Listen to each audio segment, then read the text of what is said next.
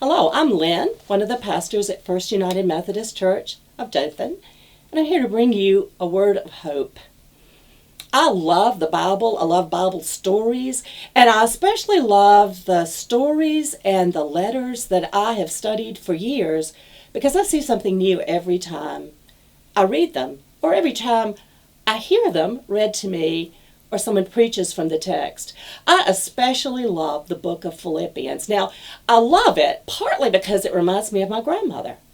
Not because she quoted it to me, but because she insisted on writing what she called bread and butter letters. If someone entertained me, if someone gave me a gift, but especially if someone provided me with a meal, I need to sit down and write a bread and butter letter, a letter to say thank you. And that's what this letter is, although it's much more than that. Paul has been arrested, and in the ancient world, jails and prisons were not used for punishment at all. They were used for people to await trial, and that's what's happening to Paul. He's awaiting trial. They would put someone in a prison, but they would not necessarily provide them with food. And you had to depend on your friends or some really generous stranger to help you through that difficult time. The church at Philippi sent supplies to Paul. They cared a lot about him. They sent someone not only with food, but with money to buy anything else he might need. And Paul knew how concerned they were about him. Now, there are also some little jokes in this letter that are kind of inside jokes you'd have to know. I lived in England for 2 years, and the mayor of Lancaster was a member of the church where we worshiped. And he had this gorgeous golden chain that he wore at all these official events. And you'll see that in many things in England, these splendid, heavy chains around your neck.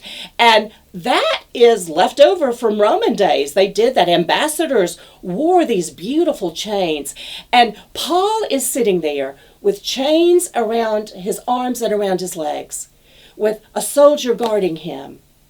And he is writing the Philippians and saying, "Here I am, your ambassador in chains." And the joke is that it's not the splendid gold, that he's an ambassador who is chained to the wall. And they're anxious about him, and Paul knows they're anxious about him, and he does the most wonderful thing. He writes them, telling them how to deal with anxious times. Rejoice in the Lord always. Again, I say rejoice. Let your gentleness be known to everyone. The Lord is near. Do not worry about anything, but in everything, by prayer and supplication with thanksgiving, let your request be known to God. And the peace of God, which surpasses all understanding, will guard your hearts and your minds in Christ Jesus. Now that's a wonderful passage taken completely out of context, but here's what makes it more wonderful to me. I'm going to admit that these are anxious times for me. So I'm listening carefully to what Paul is writing, not only the church at Philippi, but writing to me. But this is what he says: the peace of God, which surpasses all understanding, will guard your hearts and your minds in Christ Jesus. And he uses the word for guard that those soldiers who are guarding him would use.